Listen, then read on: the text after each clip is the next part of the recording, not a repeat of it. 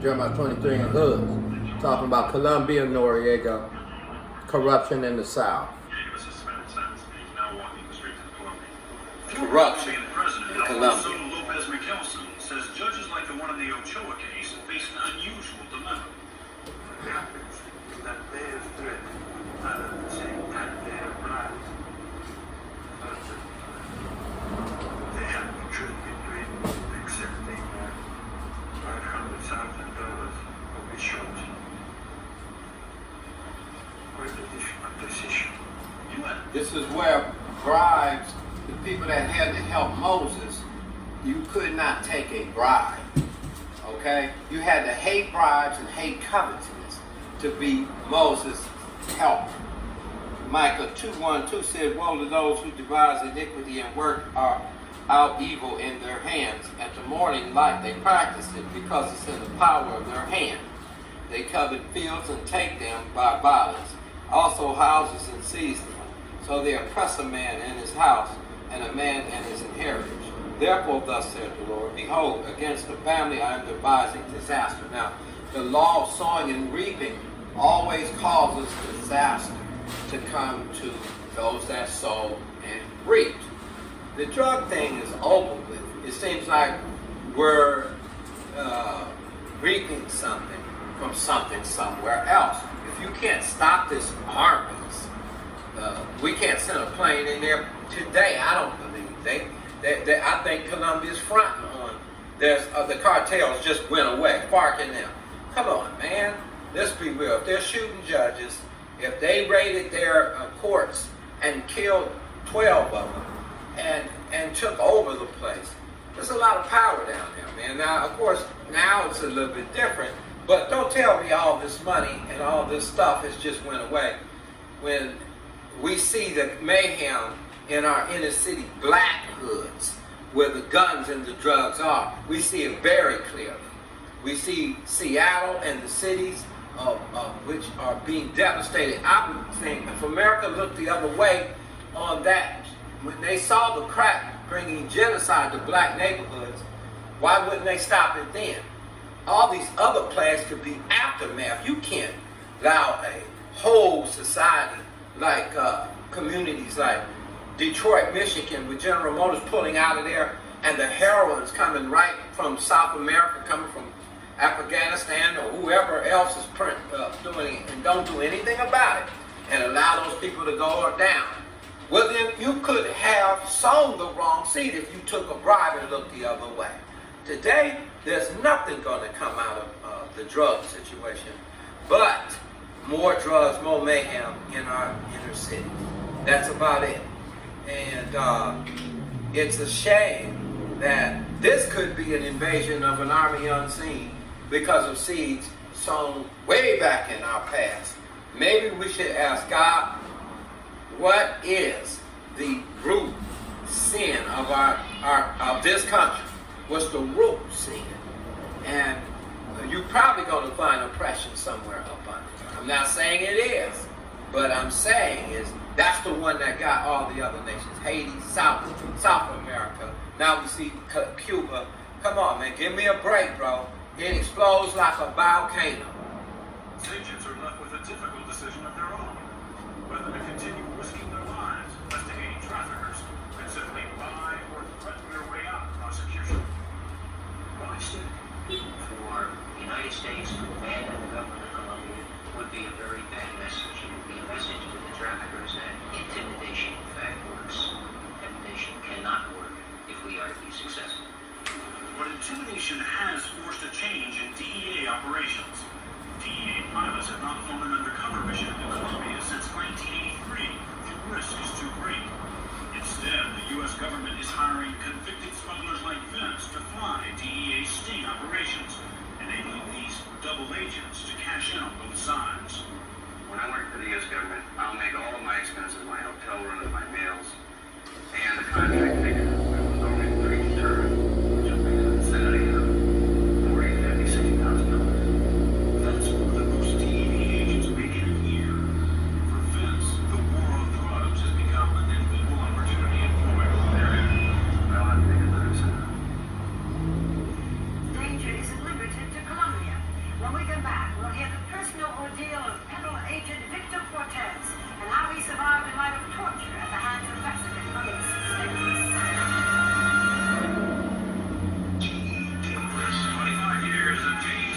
So we see what so far we see the corruption. Here we go. But as Stone Phillips found out, there are heroic acts in this war. We're going to pick up now with the drug enforcement agent whose arrest and torture in Mexico last year had the whole nation's attention. He is telling his story for the first time. Victor Cortez is now a firearms instructor, But the action. training DEA and FBI recruits heading for the front line. Last August, Cortez was on the front line himself. He knows firsthand what these recruits will face. I truly believe that I was a POW, prisoner of war, after my incident in Guadalajara. Even among the law enforcement elite, Cortez is regarded as a hero. A man who was blindfolded, tortured, and interrogated and refused to be broken in order to protect the lives of his fellow agents and a cause he believes in. Cortez's story begins back in February 1985. Traffic jam continued today along the U.S.-Mexican border. A fellow DEA agent and his Mexican pilot were missing in Mexico. A month later, two bodies were discovered on a ranch outside Guadalajara. An autopsy confirmed the worst. Agent Enrique Camarena had been beaten to death, his pilot buried alive. It was every DEA agent's nightmare. There was a fellow agent that had been not only killed but tortured. That was very hard for me to take that a fellow agent doing his job in a foreign country be killed in that manner.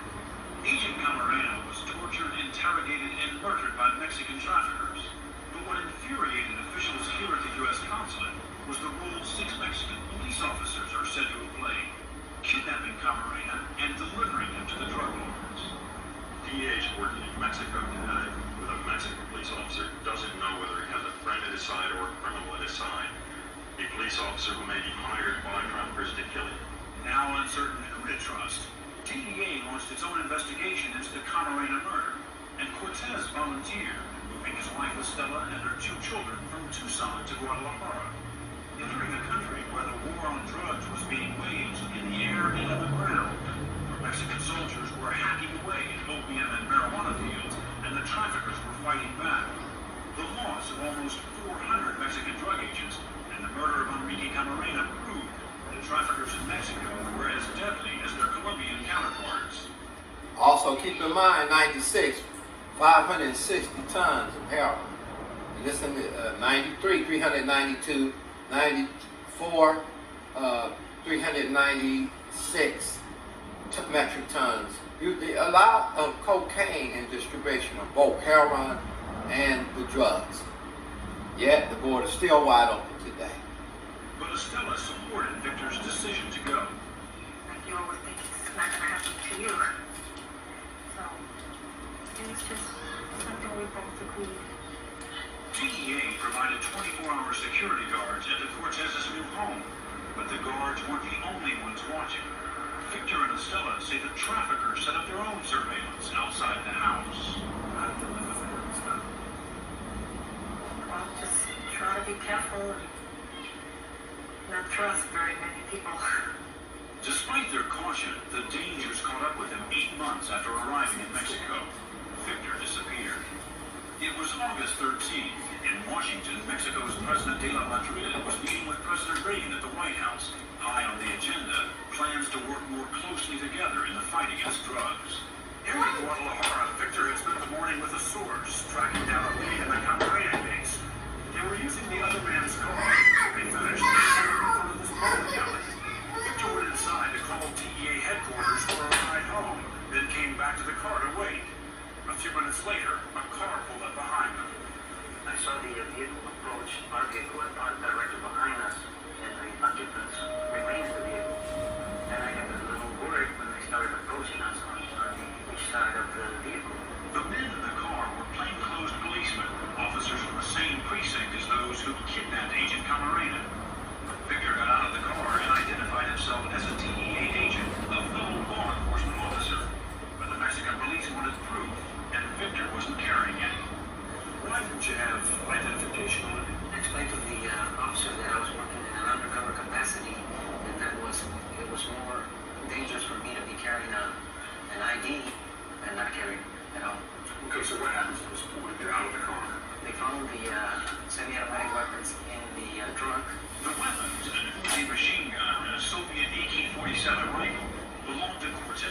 source, an ex-cop with connections to the drug world.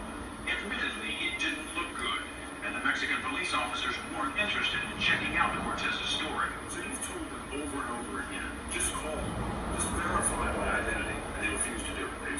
They won't make the phone call. They refused to do it, and they ordered me to get in their vehicle. Victor knew he had to stall. In a matter of minutes, his ride would show up, and all this would be straightened out. I told him that I was not going to leave with him because of the same situation that Cabrera had confronted himself back in February 1985. What did they say to that? And they said that they were police officers and not traffickers, and I was comparing them to traffickers. They were insulted, in other words. Yes, sir. Just then, Victor spotted two DEA agents driving toward him. His ride had come just in time. I saw them go by in front of me, but I didn't wave or made any gesture because I thought they were going to park in the parking lot and then come to my location. When they didn't do this, I turned around to see what they were doing, and that's when I caught a glimpse of them entering the bowling alley. I whistled at them, but they didn't hear me. The two agents saw Cortez but pretended not to recognize him. Cortez wasn't signaling for help, so they figured he was still undercover and didn't want to blow his investigation. As far as the Mexican police were concerned, time was up. They surrounded me with their weapons in hand and ordered me to get into the vehicle. I started to feel very, very scared that I was confronting a group of uneducated, unprofessional, corrupt police officers. Cortez was on his way to police headquarters. What had happened so far was only the beginning. It was good law enforcement procedure to take Special Agent Cortez to the Guadalajara police station. Thereafter, the conduct of those police officers was abominable. It was 3 p.m. The police had refused Cortez's repeated requests to call the U.S. consulate. Now locked in a cell, he decided to leave a trail for investigators to follow in case the worst happened. He found a matchbook on the floor. It could hide a message, but he didn't have anything to write with. Then he spotted a newspaper next to the guard. And I began to glance through the newspaper to see if I could pick up any words that I could put in this matchbook. And what I was doing is leaving clues for anybody that would find my clothes or my body. He found the address of the police precinct and the words State Judicial Police, put them in the matchbook, and slipped it in his pocket.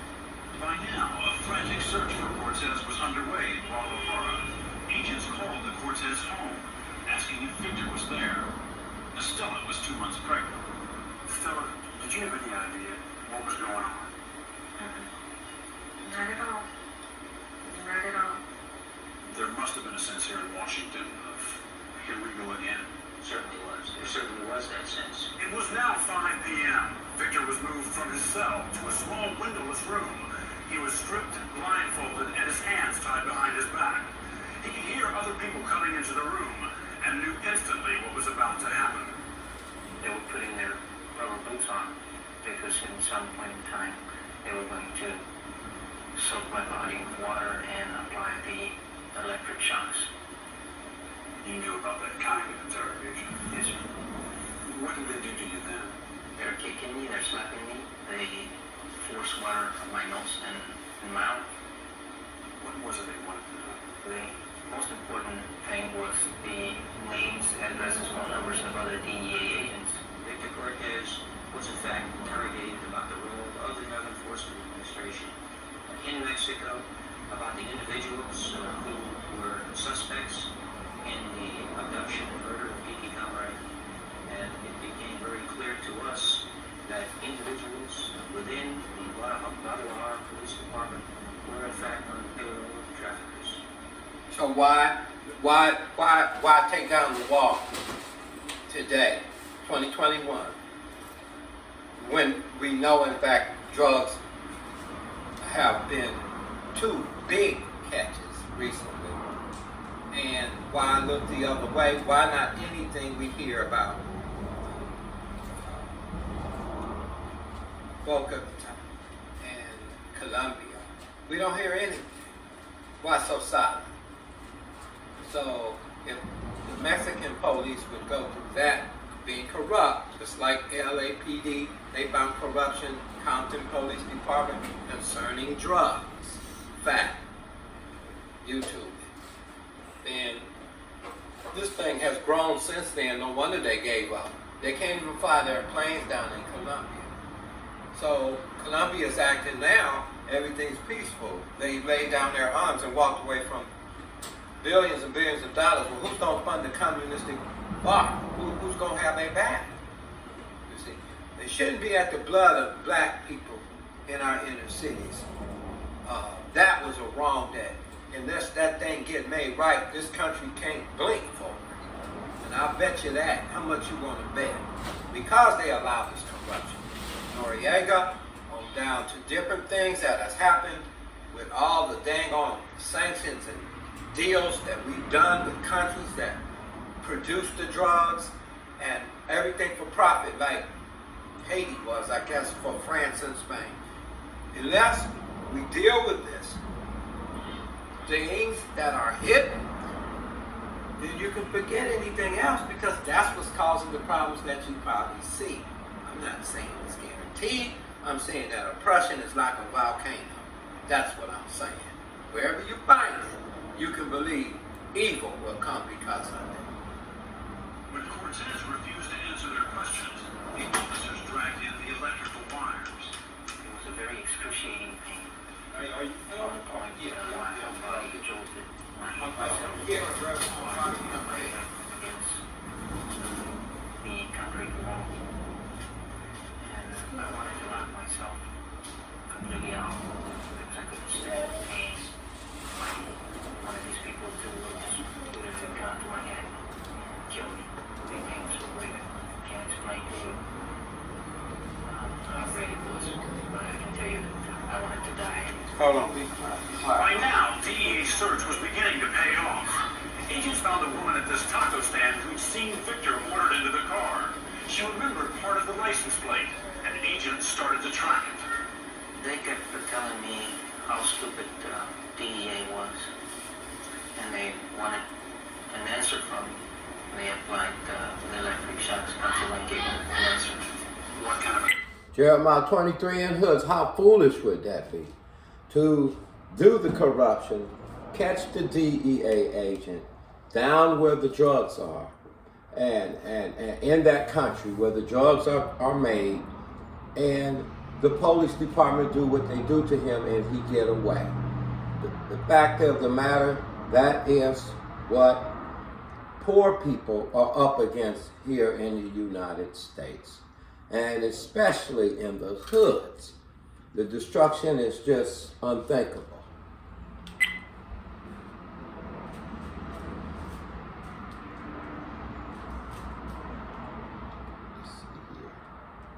answers they wanted? They wanted me to acknowledge the fact that we were stupid. Let me see here. We were Again, we have his testimony, which proves to be. Think about his family. Think about this. Do you think this is fake? Do you think their testimony is fake or real? So drugs is bigger than what we think. The whole trade of it. the same thing that the governor was going to happen to me, and that they were going to take me out to the countryside once it got dark. With help from the Mexican They were Federal gonna kill Police, him. DEA was able to trace the license plate to the state police precinct where Cortez was being held. But when Victor's supervisor arrived, he was told to wait. Almost 2 hours went by. After they got whatever they wanted, or they got tired, they left me. But they told me, this is just the beginning, we'll be back. It was dark outside when a guard came back to the cell and led Cortez downstairs.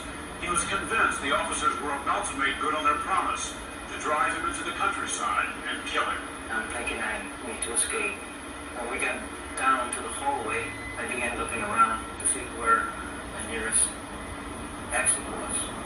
And in doing so, I saw one of the DEA agents in the office. And it was a sigh of relief that I had never experienced before. So basically, he made it. And the point I'm showing you is the corruption that's in the high places, where law enforcement was involved in Mexico, law enforcement based in California and Compton and Los Angeles police departments. So corruption dealing with drugs have been a big thing. Since then, we've heard nothing about the operations of the war on drugs. It went away. So somebody's making money, probably private prisons. Companies like CEA. If you do your YouTube studies, you'll see companies that have made money off the drug trade. That is private prisons. Or federal, or state, whatever level you put it at. They're going to make some money for the states. It's like the Civil War. You find them to break the law, and once they break the law, they rebuild the South. So prison is a business. This is what you're looking at. No politicians are hollering drugs now at the borders, okay? Trump mentioned it, but because he's, whatever they don't did to him about that particular issue, he shouldn't have been associated with all the other issues. But the issue in itself is not going to go away. You have to be brainwashed as an African American to not believe that the southern borders have not brought genocide to your hoods and to your people. And or either turning a blind eye, don't care, or it's no big deal.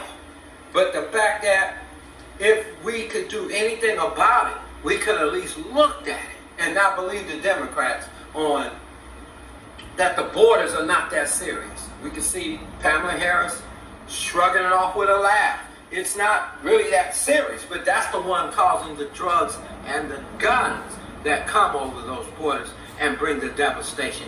And not a preacher, prophet, or politician going to tell you exactly where the enemy is. To put the axe laid to the root of the oppression that has come from the South and has caused great destruction to the African American people, people that's poor, and of course it has hurricane into all kind of other different drugs attacking anybody everywhere. And that in itself could be the conspiracy of the communists down in Colombia, is to send the war drug. So if you stop fighting the war on drugs, believe me, your country will pay. You cannot leave them in the hand of the oppressor. They make money, live in palaces, really, while the American people die in the streets of Seattle, Detroit, Chicago, LA, etc. And we don't prophesy against it. We don't speak out to it. We don't call the oppression of this thing called oppression. Matter of fact, if you think of any kind of societal justice, you're a liberal, a social Christian, socialist Christian, or whatever. They got these titles like insurgents, you know, but we don't care about the people that's dying because of it. All we care about is titling them and say the ideology of oppression is not even real. Oppression has been here since the beginning. That's what caused the revolution. The question is, what are we going to do about it? I suggest the church to be soft. Deuteronomy 14, Deuteronomy 15, Deuteronomy 26, Malachi 3, 10 and 11, 2 Corinthians 8 and 9. Start giving and sharing and ministering to the loved ones that go to your churches while their relatives and loved ones get locked up because of drugs and guns and fall into all kind of pitfalls. At least they'll know where the church got each other's back. Maybe I can trust them if I go over here and I have nothing, give my life to the Lord, and maybe I can at least get someone to help me get a job, even though I'm a felon. Jeremiah 23 and 2. God bless you.